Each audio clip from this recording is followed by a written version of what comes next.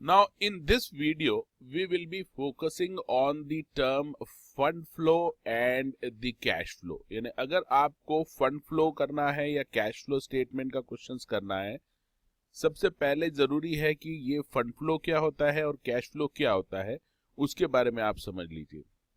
If you see the traditional financial statement, अगर आप traditional financial statement देखें किसी कंपनी का, तो उसमें जो मेन एस्पेक्ट्स रहते हैं, जो मेन स्टेटमेंट रहती है, वो रहती है balance sheet and statement of profit and loss account.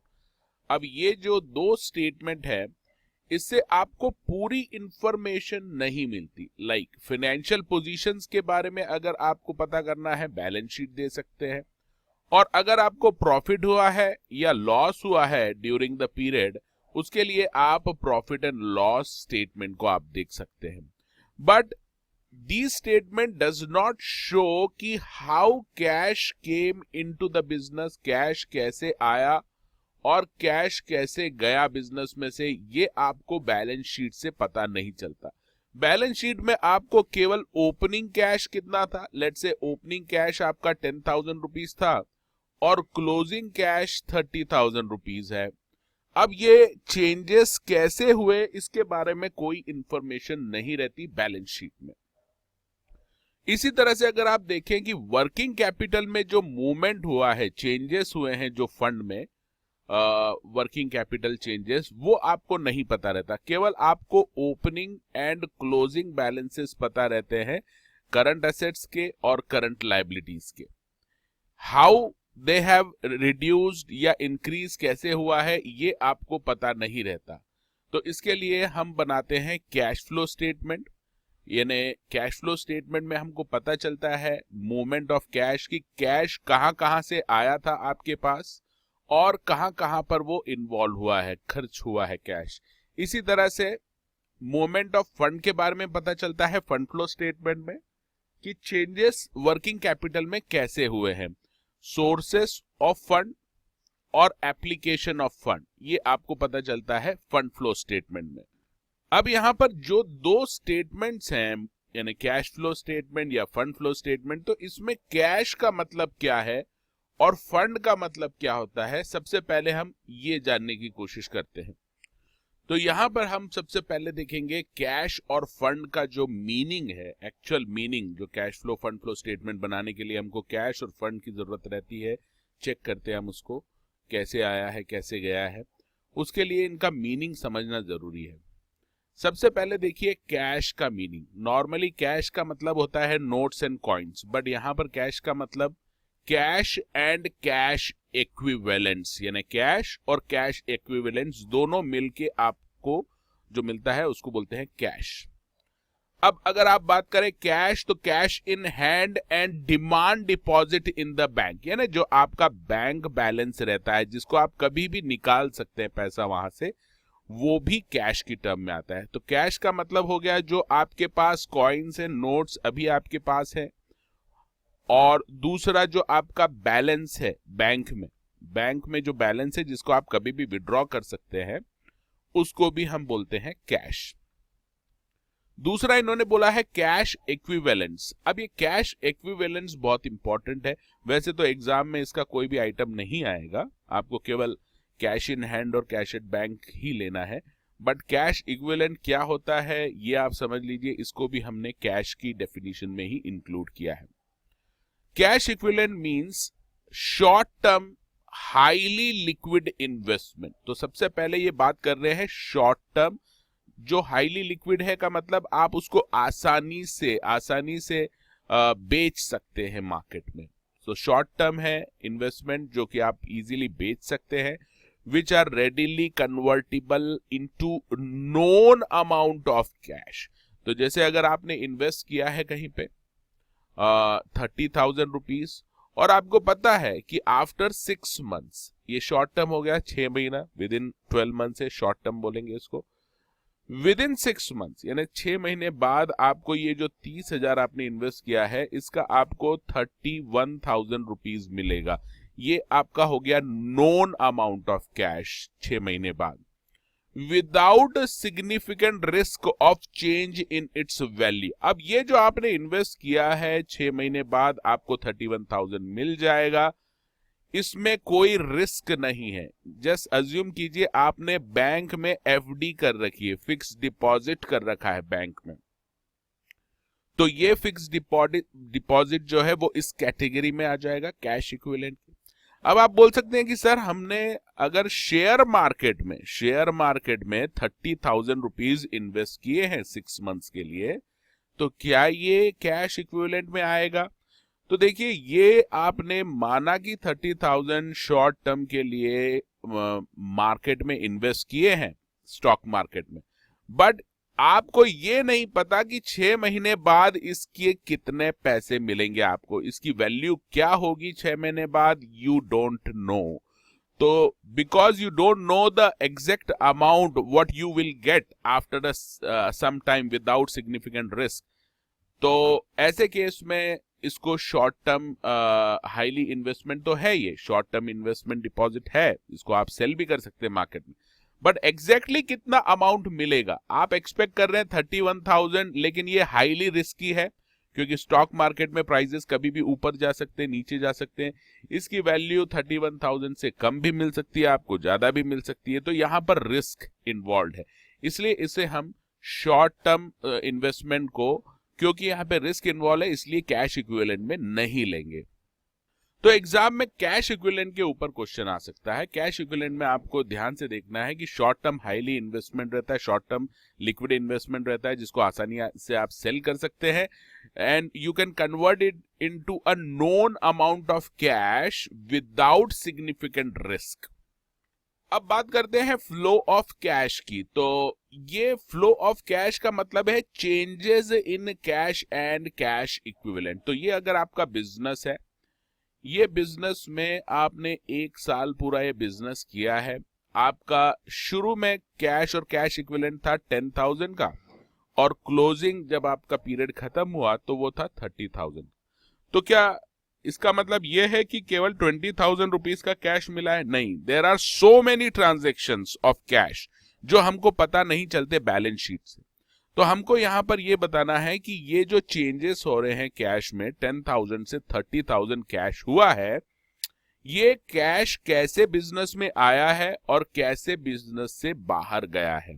तो इसको नॉर्मली हम 3 एक्टिविटीज में डिवाइड करते हैं, इन्वेस्टिंग, फाइनेंसिंग एंड ऑपरेटिंग। तो ऑपरेटिंग से कितना कैश आया है और कितना गया, ये हम बनाते हैं स्टेटमेंट। इसी तरह से फाइनेंशियल एक्टिविटीज से कैश कितना आया और बाहर गया, और इसी तरह से इन्वेस्टिंग एक्टिविटीज से कितना कैश अंदर आया है और कितना गया। अब ये इन्वेस्टिंग, फाइनेंसिंग, ऑपरेटिंग एक्टिविटीज क्या होती है, ये हम देखेंगे जब हम कैश फ्लो स्टेटमेंट का वीडियो देखेंगे। अभी केवल इतना समझना है कि कैश फ्लो स्टेटमेंट में हम जो स्टेटमेंट बनाते हैं उसमें कैश कैसे आया है बिजनेस में और कैसे गया है, इसके बारे में एक रिपोर्ट बनाते हैं। इसी तरह से अगर आप फंड का मीनिंग देखेंगे, फंड एक थोड़ी सी जो टर्म है बहुत ही वाइड टर्म है, लोगों को अलग अलग मीनिंग इसके निकालते हैं फंड के। तो अगर आप देखें तो it has different meaning for different person. अगर किसी से बोले फंड है तो फंड का मतलब उसको कुछ और समझ में आ सकता है। तो नॉर्मली जो मार्केट में फंड का मतलब लोग निकालते हैं, वो पहला है फाइनेंशियल सोर्स ऑफ कंपनी। कुछ भी आपको मिल रहा है फंड में, यानी इसका मतलब कुछ भी, लाइक कोई डोनेशन मिला है आपको, कुछ भी मिला है, या फिर कोई काइंड में मिल गया है, उसको भी आप फंड बोलते हैं। तो पहला तो मीनिंग है कि financial sources of a company.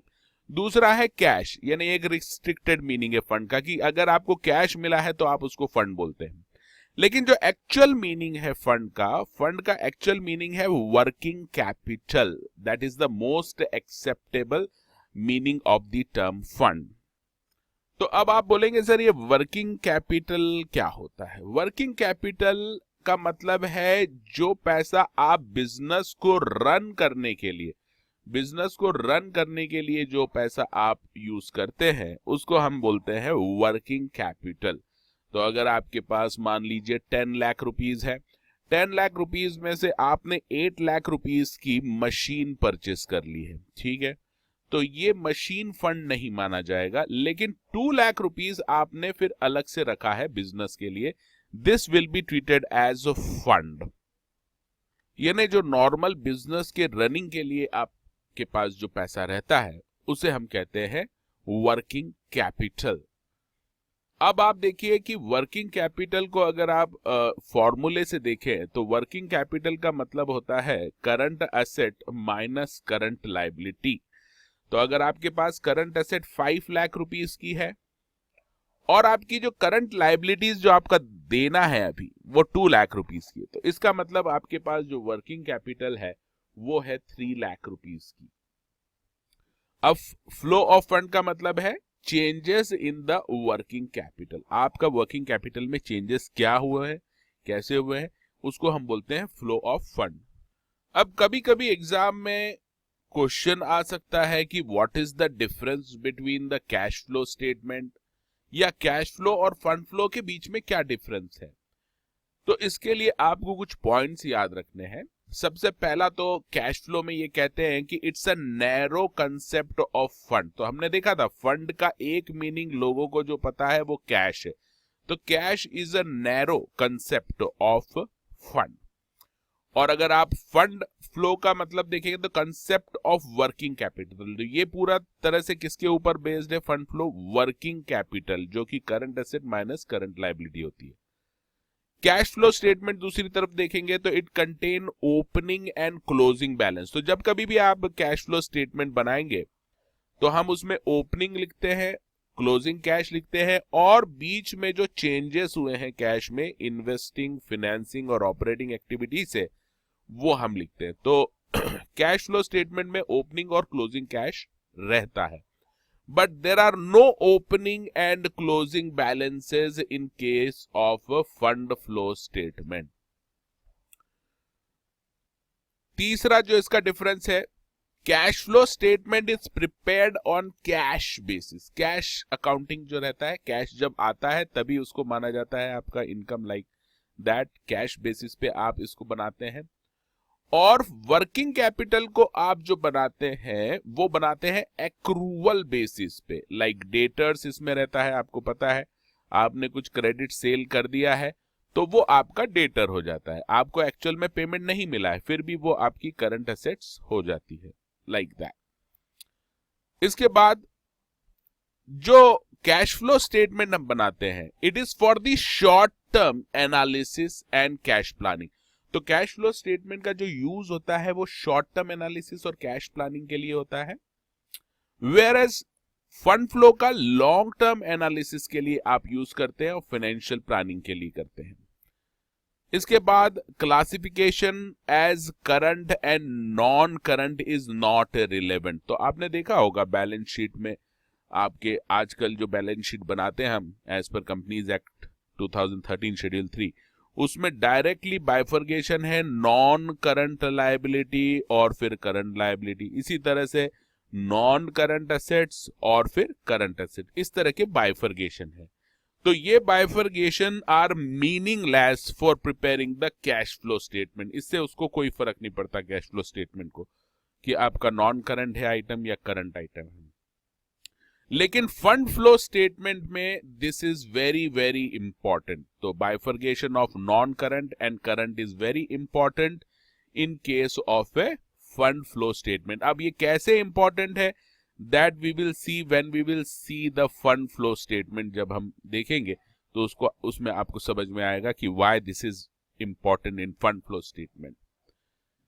इसके बाद नेक्स्ट ये कहते हैं कि कैश फ्लो स्टेटमेंट के लिए एक अकाउंटिंग स्टैंडर्ड है, AS3 इज एप्लीकेबल। यानी कैश फ्लो स्टेटमेंट अगर आपको बनानी है तो वो अकाउंटिंग स्टैंडर्ड 3 के हिसाब से आपको बनानी है। And there is no accounting standard applicable as such. Directly कोई भी accounting standard, specific accounting standard fund flow के लिए अभी नहीं है। इसके बाद there are 2 methods in case of a cash flow. तो कैश फ्लो स्टेटमेंट को आप 2 मेथड से प्रिपेयर कर सकते हैं, एक है डायरेक्ट मेथड और दूसरी है indirect method. But there are no such method, इसमें कोई डिफरेंट मेथड्स नहीं है फंड फ्लो स्टेटमेंट पे, बट कैश फ्लो स्टेटमेंट में 2 मेथड प्रिस्क्राइब्ड है as per S3। Now let's see the 4 main accounts. 4 important accounts हैं जो आपको अच्छे से आने चाहिए। यूं समझ लीजिए कि चाहे आपको कैश फ्लो स्टेटमेंट बनाना हो या फिर आपको फंड फ्लो स्टेटमेंट बनाना हो, ये दोनों ही बनाने का जो सबसे इंपॉर्टेंट पार्ट है, सबसे इंपॉर्टेंट पार्ट वो है 4 अकाउंट्स। उसमें आता है फिक्स एसेट अकाउंट, आता है accumulated depreciation, provision for tax and proposed dividend account. ये 4 अकाउंट अगर आपको अच्छे से आ गए बनाना, अगर ये आ गए तो ऑलमोस्ट आपका 50% ऑफ द कैश फ्लो या फंड फ्लो यहीं पे, प्रैक्टिकल प्रॉब्लम यहीं पे सॉल्व हो जाता है अगर आप ये अकाउंट अच्छे से बना ले। यानी बिना इसके आप समझे आप कैश फ्लो स्टेटमेंट या फंड फ्लो स्टेटमेंट नहीं बना सकते, क्योंकि इसके ऊपर तो एग्जाम में क्वेश्चन आते ही हैं। तो यूं समझ लीजिए ये जो अकाउंट्स है आपके, ये अकाउंट्स एक तरह से लक्ष्मण रेखा है। ये अकाउंट्स लक्ष्मण रेखा है। फिक्स एसेट अकाउंट है, एक्यूमुलेटेड डेप्रिसिएशन है, प्रोविजन फॉर टैक्स है, प्रपोज्ड डिविडेंड है। ये जब आप अच्छे से सॉल्व कर लेते हैं तभी आप कैश फ्लो स्टेटमेंट पूरा सॉल्व कर पाएंगे या फंड फ्लो स्टेटमेंट आप बना पाएंगे। तो ये सबसे इंपॉर्टेंट है, लाइक लक्ष्मण रेखा है। और सबसे पहले जो हम देखने वाले हैं वो इन्हीं चारों अकाउंट्स को देखेंगे कि कैसे हम इसको बना सकते हैं इजीली। सबसे पहले जो हम देखने वाले हैं वो हम देखेंगे फिक्स्ड एसेट अकाउंट। बहुत ही इंपॉर्टेंट है, ये एडजस्टमेंट तो आपको आएगा ही एग्जाम में। अब ये फिक्स एसेट अकाउंट कैसे बनाते हैं ये अच्छे से आपको यहाँ पर समझना है, चाहे जितना भी टाइम लग जाए यहाँ पर आपको ये तो आना ही चाहिए अच्छे से। तो इसका एक एग्जाम्पल हम ले रहे हैं। एग्जाम्पल आप अच्छे से समझ लीजिए, टाइम स्पेंड कीजिए इसके ऊपर और इसमें मास्टरी कर लीजिए ये अकाउंट में, तो ही आप आगे बढ़ पाएंगे। तो लेट्स टेक वन एग्जाम्पल। अब देखिए एग्जाम्पल में हमने लिया है 2 साल के फिगर हमको दे रखे हैं, 31 मार्च 2016 के और 31 मार्च 2017 के। ये 2 साल की बैलेंस शीट के फिगर्स हैं आपके पास। हमने एक जो एसेट ली है यहाँ पर फिक्स एसेट, वो ली है प्लांट एंड मशीनरी। ये प्लांट एंड मशीनरी एक फिक्स एसेट है और इसकी इंफॉर्मेशन दे रखी है 31 मार्च 16 में ये थी 3,60,000 रुपीज। कितनी थी ये? 3,60,000 रुपए की थी प्लांट एंड मशीनरी, जो 31 मार्च 2017 को हो गई है 5,76,000 रुपीज की। इसका मतलब ये 2016 से 2017 में देयर इज अ इंक्रीज हुआ है फिक्स एसेट में। लेकिन कितना हुआ है ये तो आपको पता है, लेकिन इसमें कितना आपने परचेस किया है और कितना सेल किया है ये पता होना जरूरी है अगर आपको cash flow fund flow statement बनाना है। तो ये हम देखेंगे थोड़ी देर में कैसे निकालेंगे इसको। साथ में आपको दे रखा है बैलेंस शीट में accumulated depreciation on fix asset, यानी ये जो प्लांट एंड मशीनरी है इसके ऊपर अभी तक जितना डेप्रिसिएशन लगाया है वो भी दे रखा है। 1,20,000 ओपनिंग है balance and 1,32,000 is the closing balance. अब देखिए जब कभी भी बैलेंस शीट में आपको एक्यूमुलेटेड डेप्रिसिएशन दिया हो, साथ में एक्यूमुलेटेड डेप्रिसिएशन, तो ये जो फिगर है फिक्स्ड एसेट के, इसको हम क्या बोलते हैं? Gross figure. क्या बोलते हैं? Gross figure. कभी कभी बैलेंस शीट में आपको नेट फिगर भी दिए रह सकते हैं। और नेट फिगर का मतलब क्या होता है? नेट का मतलब आपका जो ग्रॉस फिक्स एसेट है उसमें से आप डेप्रिसिएशन जब लेस कर देते हैं तो आपको नेट फिगर मिलता है। जैसे 3,60,000 में से 120 आप लेस कर दीजिए तो 2,40,000 ये आपकी आ गई नेट फिक्स्ड एसेट। तो कभी कभी क्वेश्चन में आपको नेट फिगर दिया रहेगा और कभी कभी आपको ग्रॉस फिगर दिया रहेगा और कभी कभी दोनों दिया रहेगा, यानी ग्रॉस भी और नेट भी, जैसा मैंने वर्किंग करके बताया। तो सबसे इंपॉर्टेंट तो आपके लिए ये समझना है कि ग्रॉस क्या होता है, नेट क्या होता है। देखिए ग्रॉस है या नहीं, इसका सिंपल सा आपको जो क्लू है कि क्या अक्यूमुलेटेड डेप्रिसिएशन दे रखा है बैलेंस शीट में, अगर हाँ तो ये फिगर हो गया आपका ग्रॉस फिगर। कहीं भी अगर आपको दे रखा हो बैलेंस शीट में एक्यूमुलेटेड डेप्रिसिएशन, तो ये जो फिक्स्ड एसेट का फिगर है ये हो गया है ग्रॉस। और अगर एक्यूमुलेटेड डेप्रिसिएशन नहीं दे रखा है बैलेंस शीट में कहीं भी, केवल आपको ये फिगर दे रखा है फिक्स्ड एसेट इतना है, तो इसको हम बोलेंगे नेट फिक्स्ड एसेट। ठीक है, अब ये ग्रॉस और नेट फिक्स्ड एसेट का मतलब पता होना क्यों जरूरी है, क्योंकि there is a small adjustment आपको करना पड़ेगा जब हम अकाउंट बनाएंगे फिक्स्ड एसेट का, इसलिए आपको पता होना चाहिए कि ग्रॉस है या नेट है। अब बात करते हैं टिपिकल आइटम, टिपिकल एडजस्टमेंट जो आपको एग्जाम में मिलेगा ही, चाहे आप कैश फ्लो करें या फंड फ्लो करें, और वो रहेगा कि आपको डेप्रिसिएशन दिया रहेगा। डेप्रिसिएशन कहां पे दिया रहता है, पी एंड एल में। तो पी एंड एल अगर आपको दिया है एग्जाम में, तो वहां पर आप चेक कर सकते हैं कि भाई डेप्रिसिएशन कितना चार्ज किया है पी एंड एल में, तो वो दे रखा है 60,000। कभी कभी आपको पूरा पी एंड एल नहीं देंगे, लेकिन एडिशनल इंफॉर्मेशन में आपको दे देंगे कि डेप्रिसिएशन जो चार्ज हुआ है वो 60,000 रुपीज का हुआ है।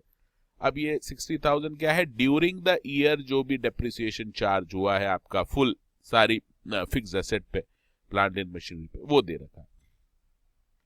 और इसके बाद एडिशनल इंफॉर्मेशन यानी एडजस्टमेंट में आपको दिया रहेगा कि part of the plant was sold for a profit of 12,000 rupees, जिसकी की ओरिजिनल कॉस्ट कितनी थी, 72,000 रुपीज ओरिजिनल कॉस्ट थी, और उसको सेल करके प्रॉफिट कितना हुआ है, 12,000 का हुआ है। अभी हमको नहीं पता कि ये कितने पे सेल हुआ है, सेलिंग प्राइस हमको नहीं पता है इसकी, कि ये जो पार्ट हमने सेल किया है प्लांट मशीनरी का, उसकी सेलिंग प्राइस नहीं पता है।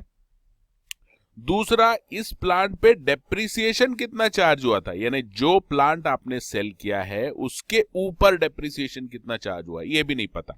ये तो टोटल डेप्रिसिएशन दे रखा है पूरे प्लांट एंड मशीनरी पे। जो प्लांट बेचा है, पार्ट आपने बेचा है, उसके ऊपर डेप्रिसिएशन कितना चार्ज है, ये भी नहीं पता हमें।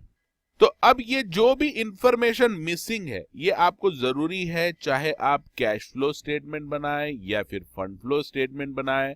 सेलिंग प्राइस क्या है पता होना जरूरी है, डेप्रिसिएशन ऑन मशीन सोल्ड ये भी पता होना जरूरी है आपको, कितना टोटल परचेस किया है फिक्स्ड एसेट का वो भी पता होना जरूरी है। इन सब के लिए आपको दो अकाउंट बनाने पड़ेंगे, एक है फिक्स्ड एसेट अकाउंट ग्रॉस और एक्यूमुलेटेड डेप्रिसिएशन अकाउंट।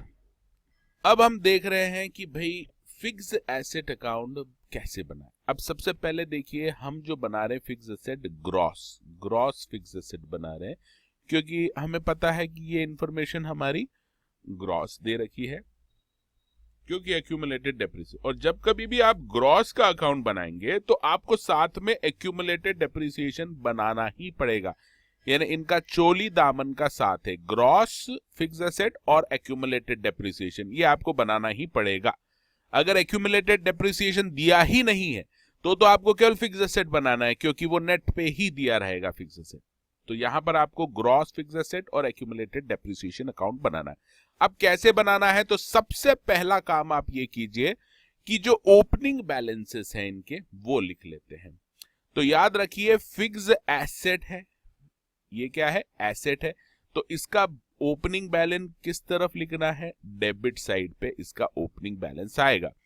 तो प्लांट एंड मशीनरी कितनी है, 3,60,000 का ओपनिंग बैलेंस है, तो मैं यहां पर लिख रहा हूं 3,60,000 रुपीज, और इसका क्लोजिंग कितना है 5,76,000, तो यहां पर क्लोजिंग लिख रहा हूं मैं 5,76,000 रुपीज। तो सबसे पहले तो आपने ये फिगर लिख दिए।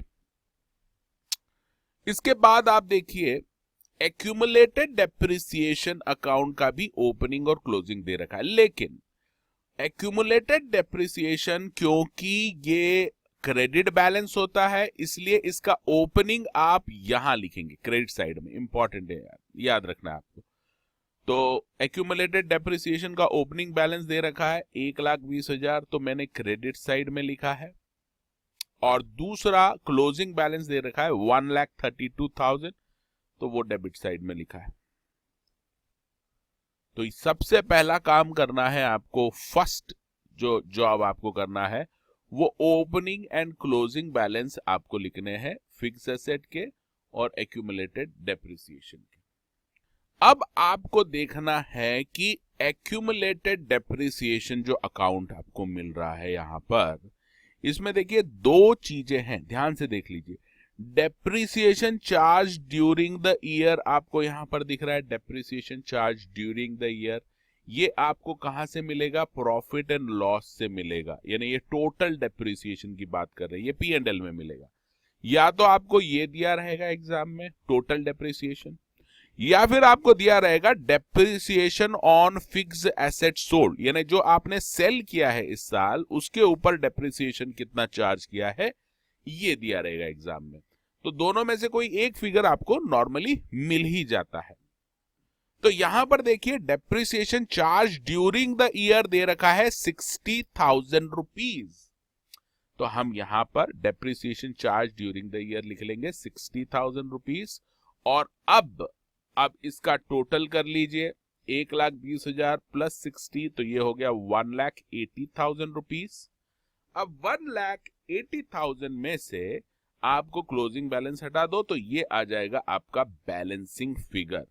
तो इसको सॉल्व करने पर हमको बैलेंसिंग फिगर जो मिल रहा है, बैलेंसिंग फिगर मिल रहा है 48,000 रुपीज। बहुत ही इंपॉर्टेंट है ये फिगर। बैलेंसिंग फिगर हमको मिल गया है डेप्रिसिएशन ऑन मशीन सोल्ड। अब ध्यान से देख लीजिए, ये डेप्रिसिएशन ऑन मशीन सोल्ड किधर जाएगा? फिक्स्ड एसेट के क्रेडिट साइड में। सबसे पहला आइटम आपको जो लिखना है वो लिखना है डेप्रिसिएशन ऑन मशीन सोल्ड। तो ये अब आपको यहां से मिल गया है 48,000, आपने यहां पर लिख दिया है। अब मेनली आपको फिक्स एसेट अकाउंट में क्या लिखना रहता है? ओपनिंग बैलेंस, क्लोजिंग बैलेंस, ये तो मिल जाएगा आपको। परचेसेस नॉर्मली साल भर में कितने किए ये हमको निकालना रहता है। और ये जो तीन आइटम है इसको आप त्रिदेव बोल सकते हैं, ये तीन इकट्ठे रहते हैं, हमेशा हमेशा साथ में रहेंगे।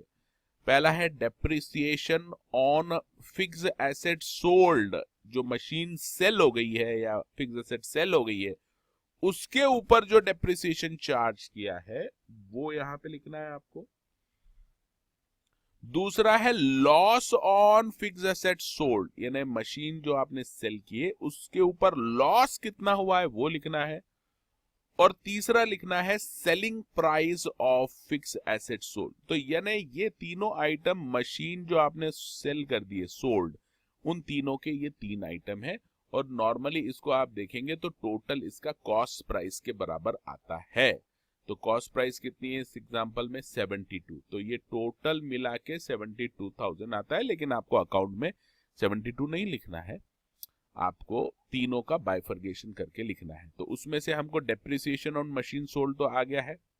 अब हम पता करेंगे कि लॉस और सेलिंग प्राइस। तो देखिए लॉस तो हुआ नहीं है, यहां पर आपको दे रखा है प्रॉफिट ऑन मशीनरी सोल्ड। ध्यान रखिए, जरूरी नहीं है कि लॉस में ही सेल करेंगे। तो अगर लॉस आपका इस तरफ है, क्रेडिट साइड में आप लॉस को लिखते हैं, तो प्रॉफिट को कौन सी साइड में लिखेंगे? बट ऑब्वियस है, कॉमन सेंस से आप पता कर सकते हैं। तो अगर लॉस आप क्रेडिट साइड में लिख रहे हैं तो फिर प्रॉफिट आप कौन सी साइड में लिखेंगे? रिवर्स साइड, डेबिट साइड में। तो प्रॉफिट ऑन मशीन सोल्ड कितना दे रखा है इस क्वेश्चन में? 12,000 का दे रखा है, तो ये आप यहां पर 12,000 लिख देंगे। अब सबसे बड़ी चीज आपको निकालना है selling price of machinery sold.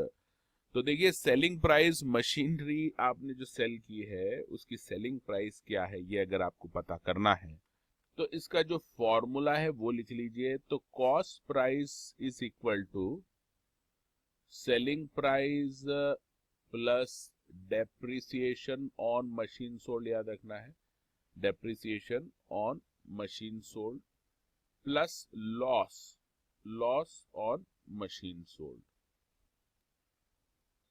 और अगर आपका लॉस नहीं है, अगर लॉस नहीं है, प्रॉफिट है, तो आप ऐसा लिख सकते हैं profit on machine sold plus cost price is equals to selling price plus depreciation on machine sold. ये आपको एक इक्वेशन याद रखना है अगर प्रॉफिट का केस है तो आप देख लेते हैं। प्रॉफिट ऑन मशीन सोल्ड आपका 12,000 रुपीज है, कॉस्ट प्राइस आपको दे रखी है 72,000 रुपीज की, सेलिंग प्राइस आपको निकालना है, और डेप्रिसिएशन ऑन मशीन सोल्ड आपका 48,000। ये 48,000 को इधर भेज दीजिए। इसका मतलब ये दोनों को ऐड कर लीजिए, उसमें से 48,000 को लेस कर दीजिए, तो आपका आ जाएगा सेलिंग प्राइस। इसका मतलब 12,000 प्लस 72,000 में से आप 48 लेस कर देंगे तो आपको मिल जाएगा सेलिंग प्राइस, और सेलिंग प्राइस आपका आ रहा है 36,000 रुपीज। तो इस तरह से 36,000 आपका आ जाएगा सेलिंग प्राइस। तो sale price of the machine sold, ये हमको लास्ट आइटम चाहिए था, वो भी मिल गया। लॉस तो यहाँ था नहीं, तो हमने प्रॉफिट को इस तरफ लिखा है डेबिट साइड। अब इसका आप बैलेंस कर लीजिए। अब ये जो फिक्स एसेट का अकाउंट है, इसको आप बैलेंस कर लीजिए। टोटल आएगा आपका, जो बैलेंस करने के बाद आप बैलेंस करके, इसका मतलब 48 प्लस 36 प्लस 576, ये तीनों को आप ऐड कर लीजिए। तो ये जो आपका फिगर आ रहा है 6,60,000 रुपीज आ रहा है टोटल फिक्स एसेट अकाउंट का। इसमें से आपको 3,60,000 ये लेस करना है, और प्रॉफिट जो है 12,000 वो लेस करना है। तो परचेसेस ऑफ फिक्स एसेट आपका आ जाएगा 2,88,000 रुपीज। ये आपका आ जाएगा एज ए बैलेंसिंग फिगर। तो ये जो अभी हमने अकाउंट बना के देखा है, इसको आप अच्छे से प्रैक्टिस कर लीजिए, चाहे आधा घंटा लग जाए इसके ऊपर।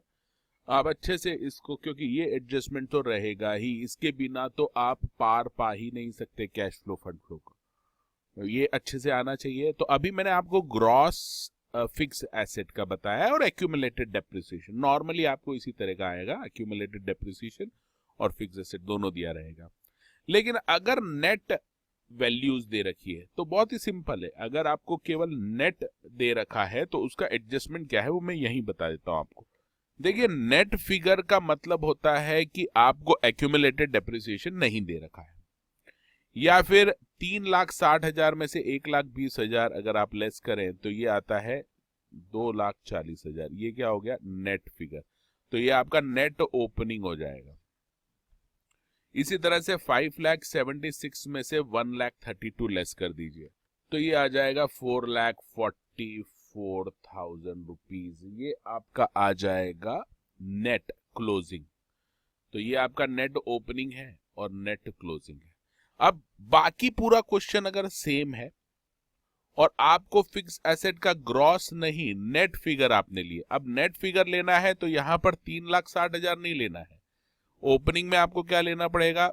2,40,000 लेना पड़ेगा 3,60,000 की जगह, और क्लोजिंग में लेना पड़ेगा 4,44,000 रुपीज इंस्टेड ऑफ दिस।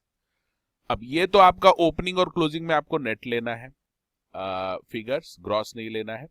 और दूसरा यहां पर एक ही आइटम है, बस उसको ध्यान से देख लीजिए, डेप्रिसिएशन ऑन मशीन सोल्ड जो आपने लिखा है, केवल इसकी जगह आपको क्या लिखना है? डेप्रिसिएशन ड्यूरिंग द ईयर, यानी पूरी की पूरी फिक्स एसेट पे जो डेप्रिसिएशन है वो लिखना है। यानी ये 48,000 रुपीज की बजाय आपको यहां पर क्या लिखना पड़ेगा? 60,000 रुपीज। यानी अगर आपको फिक्स एसेट नेट फिगर्स दिए हैं, नेट फिगर, तो डेप्रिसिएशन ऑन मशीन सोल्ड आपको लगता ही नहीं।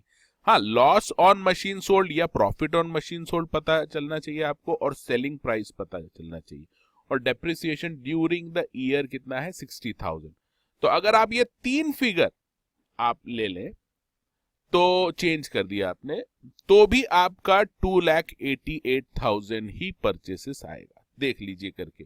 तो क्रेडिट साइड में देखिए 60,000 है आपका, 60,000 प्लस आपका 36,000 और प्लस 4,44,000, तो ये आपका आ जाएगा 5,40,000 रुपीज। तो यहाँ पे टोटल आ जाएगा आपका 5,40,000 रुपीज। ये अपन नेट से बना रहे हैं तब की बात कर रहा हूं।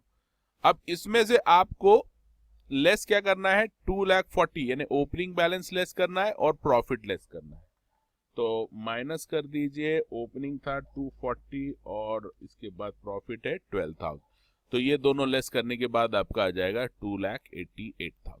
तो अभी हमने देखा कि ग्रॉस से आपको कैसे बनाना है। ग्रॉस अगर आप बनाएंगे फिक्स एसेट तो एक्यूमुलेटेड डेप्रिसिएशन भी बनाना पड़ेगा, या फिर नेट बेसिस पे बना सकते हैं। नेट बेसिस पे जो डिफरेंस है, आपको डेप्रिसिएशन जो लेना है वो ड्यूरिंग द ईयर लेना है, और अगर ग्रॉस बेसिस पे बनाते हैं तो यहाँ क्रेडिट साइड में डेप्रिसिएशन ऑन मशीन सोल्ड लेना है, यानी ये आइटम इंपॉर्टेंट।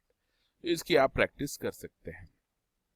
इसी के साथ साथ आपको दो छोटे छोटे अकाउंट और बनाने पड़ सकते हैं, और अगर ये नहीं आते तो आप प्रॉब्लम में आ सकते हैं।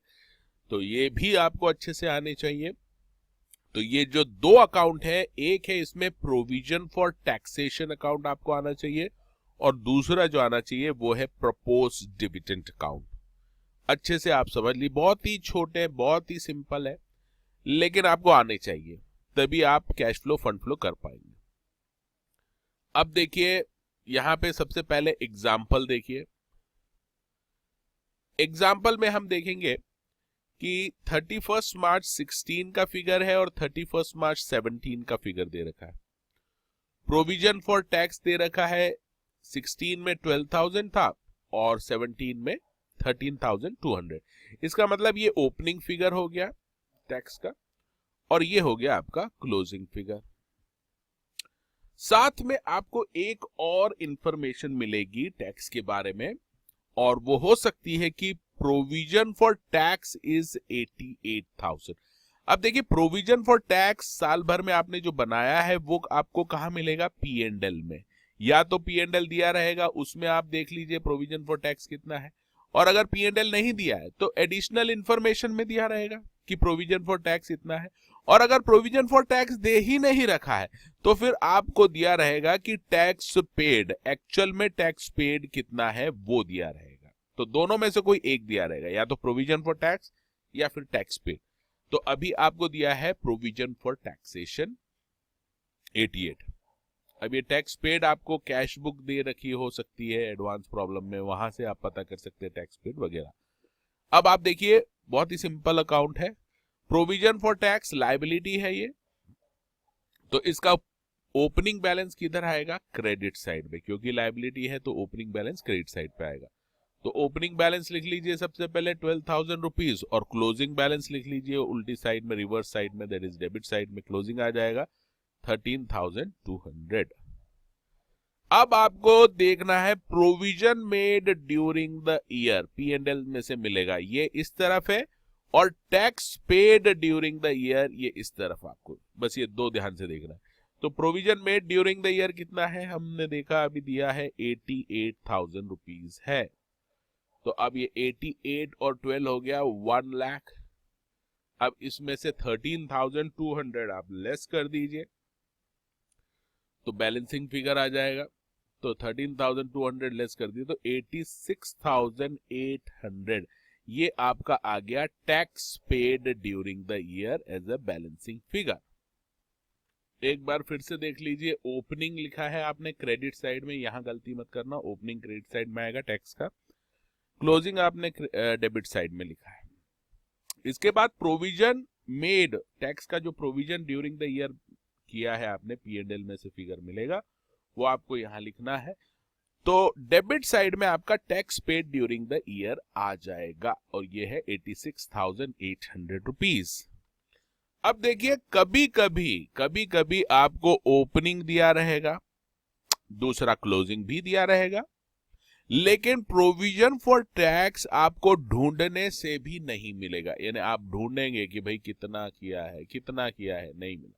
अच्छा, फिर आप ढूंढेंगे कि भाई टैक्स का पेमेंट कितना किया है, पेड कितना किया है, वो भी नहीं मिल रहा है। अब ऐसे में क्या करेंगे, आप बोलेंगे सर ने बताया नहीं कुछ। तो आप ध्यान से समझ लीजिए, कुछ कॉमन सेंस यहाँ पे आपको लगाना है और अपना अजम्पशन लिखना है। हम ये अज्यूम कर सकते हैं कि जो ओपनिंग है 12,000, ये आप पहले तो ओपनिंग लिख लीजिए 12,000, और ये क्लोजिंग लिख लीजिए 13,200। 13,200। तो हम मान के चलते हैं कि जो ओपनिंग बैलेंस था वो हमने पे कर दिया है इस साल वो पे कर दिया है। तो tax paid during the year क्या आ जाएगा, 12,000 रुपीज। और जो क्लोजिंग बैलेंस जो अभी बना है वो हमने इस साल इसका प्रोविजन बनाया है 13,200। तो ये आप एक अजम्पशन ले सकते हैं, मैं आपको बोल रहा हूं अजम्पशन लिख सकते हैं। अगर आपको प्रोविजन फॉर टैक्स नहीं दे रखा है या टैक्स पेड नहीं दे रखा है तो आप अज्यूम कर सकते हैं कि जो ओपनिंग बैलेंस था वो हमने इस साल पे कर दिया है और जो क्लोजिंग बैलेंस था वो इस साल प्रोविजन हमने बनाया है। तो ये अजम्पशन आप लिख सकते हैं। अब अजम्पशन नंबर 2 भी कर सकते हैं, लेकिन मैं तो फेवर में हूं, अजम्पशन नंबर 1 ज्यादा बेस्ट है जो आप उसको कर सकते हैं। लेकिन अजम्पशन नंबर 2 भी देख लीजिए। अजम्पशन नंबर 2 में आपको क्या करना है वो देखते हैं। अजम्पशन नंबर 2 में हमको ये लिखना है कि पे कुछ किया ही नहीं है, मान लीजिए नथिंग इज पेड। तो ओपनिंग बैलेंस 12,000 था और अभी जो हो गया है 13,200। तो 1,200 ये जो इंक्रीज इन प्रोविजन है, increase in opening and closing में, यानी ओपनिंग और क्लोजिंग में जो भी डिफरेंस आ रहा है इंक्रीज हो गया है। तो ये इंक्रीज हमने प्रोविजन बनाया है इस साल और पेमेंट कुछ भी नहीं किया। तो प्रोविजन मेड कितना आ गया इस साल का, 1200। तो paid nothing but provision made 1200। तो प्रोविजन आपका 12,000 का था और provision made during the year कितना है, 1200। तो ये आपका क्लोजिंग आ जाएगा, टैक्स पेड नथिंग। तो ये दूसरा अजम्पशन है, इसको मैं फेवर नहीं करूंगा। पहले अजम्पशन को आप फेवर कर सकते हैं। अगर आपको टैक्स पेड नहीं दिया है, प्रोविजन फॉर टैक्स नहीं दे रखा है, तो आप अजम्पशन 1 यूज करके भी उसको सॉल्व कर सकते हैं। इसी तरह से, ठीक इसी तरह से आपको जो बनाना है वो बनाना है प्रपोज डिविडेंड का। प्रपोज डिविडेंड का भी आप इसी तरह से बना सकते हैं। तो प्रपोज डिविडेंड का भी एक एग्जांपल ले लेते हैं क्विकली। सेम कंसेप्ट है, पूरा प्रोविजन फॉर टैक्स जैसा ही बनाना है आपको, केवल फिगर्स आपको डिविडेंड के लेने हैं। फॉर एग्जांपल प्रपोज डिविडेंड का ओपनिंग दे रखा है आपको और क्लोजिंग दे रखा है। बड़ी खुशी की बात है, आप सीधे लिख लीजिए इसको। ओपनिंग बैलेंस दे रखा है 1,20,000, तो क्रेडिट साइड में आ जाएगा और क्लोजिंग बैलेंस आपका डेबिट साइड में आ जाएगा 1,32,000। अच्छा जी, अब मैंने जैसा बताया था आपको, डिविडेंड पेड या प्रोविजन मेड फॉर डिविडेंड, कुछ एक दिया रहेगा। तो यहां पर अपन मान के चलते हैं कि propose dividend made during the year, propose dividend इस साल कितना किया है, 60,000 का प्रोविजन बनाया है। अब ये P&L का मतलब है, P&L एप्रोप्रिएशन बोल लीजिए इसको, आपको एक्चुअल P&L का आइटम नहीं है। P&L एप्रोप्रिएशन या रिजर्व्स एंड सरप्लस में आपको दिया रहेगा कि इसमें से कितना आपने ट्रांसफर किया प्रपोज डिविडेंड को, वो यहां पर आ जाएगा आपका क्रेडिट साइड में 60,000। बस अब आप टोटल कर लीजिए, 1,80,000 आ गया। 1,80,000 टोटल आ गया है और इसमें से 1,32,000, 1,80,000 में से 132 लेस कर दीजिए, तो ये dividend paid during the year आ जाएगा 48,000 रुपीज। तो ये भी ठीक उसी तरह बनाना है प्रोविजन फॉर टैक्स की तरह। इसकी भी आपको प्रैक्टिस करनी है। माना कि ये बहुत छोटे हैं, छोटे छोटे अकाउंट है, लेकिन बहुत ही काम के अकाउंट है, बहुत ही इंपॉर्टेंट अकाउंट है। तो आपको इनको ध्यान से अच्छे से बनाना है। इनके बगैर आप कैश फ्लो फंड फ्लो नहीं कर सकते। अभी आपको मैंने अकाउंट्स के बारे में बता दिया, बेसिक कंसेप्ट बता दिए कैश फ्लो फंड फ्लो के। अब हम देखेंगे कैश फ्लो स्टेटमेंट कैसे बनाते हैं और फंड फ्लो स्टेटमेंट कैसे बनाते हैं। ये अब हम देखेंगे नेक्स्ट वीडियो में।